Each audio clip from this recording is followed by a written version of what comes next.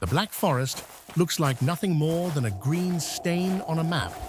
But the moment you step inside, you realize that green quickly turns to black.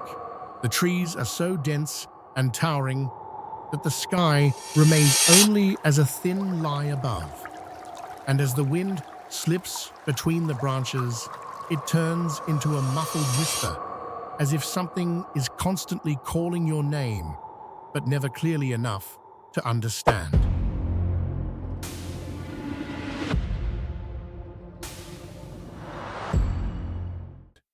That evening was exactly like that.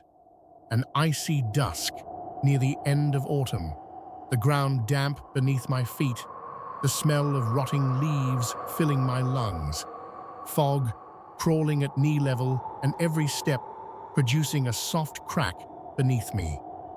I knew I shouldn't have entered the Black Forest because it's famous not only for its trees, but for the people who vanish inside it, leaving behind nothing but unfinished search efforts, all sharing the same detail. The screams they claim to hear in the night, pleas for help, almost human, yet slightly distorted, slightly hollow. The sky darkened quickly, heavy clouds sealing it shut, distant thunder rolling while the rain held back as if the forest itself was holding its breath. I was about to quicken my pace when I heard the first scream, far away, thin, carried by the wind. Did it say help, or was my mind filling in the gaps? I stopped and listened, my heart pounding violently, knowing how sound deceives you in the woods, how a voice can feel behind you when it's actually ahead. Still, I followed it, unease growing with every step. The fog thickened, tree trunks fading into ghostly shapes, branches above intertwining like dark fingers. The second scream was closer, clear, full of pain, and it froze me where I stood, human yet broken, as if something was tightening around the throat it came from. I thought of the missing people, convinced for a moment that someone truly needed help, and turned off the path, only to realize too late that the trail was gone, replaced by twisted roots and uneven ground. Rain began suddenly, heavy drops striking leaves, a sharp scent of wet soil rising into the air. My jacket grew heavy, my phone useless with no signal, the compass spinning aimlessly as if the forest rejected it. The third scream came from almost beside me, and when I turned, I saw a silhouette in the fog, tall, thin, unnaturally still. I called out, but my voice was swallowed by the trees.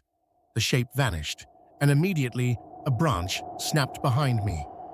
There was nothing there, yet the feeling of being watched wrapped tightly around my chest. Time lost all meaning. Minutes or hours blurred together as the screams pulled me in different directions, sometimes close, sometimes distant, as though the forest itself was playing with me, dragging me deeper. I finally reached a small clearing, a decaying cabin at its center, windows shattered, door hanging crooked, standing like the only refuge in the rain. Inside, the stench of mold and dampness burned my nose. Strange symbols were carved into the walls, and in the middle of the floor lay a dark, dried stain that needed no explanation. It was blood. Then a scream erupted outside, but this time it wasn't human at all. Deeper, layered, as if rising from several throats at once. As I rushed for the door, it slammed shut on its own, something clawing at the wood from outside, long nails scraping. My heart pounding so hard I thought it would burst, cold sweat running down my spine despite the freezing air. That was when I understood. The lost screams of the Black Forest never belonged to the missing. They were bait, calls from something that lived deep within the woods, something that could mimic human voices.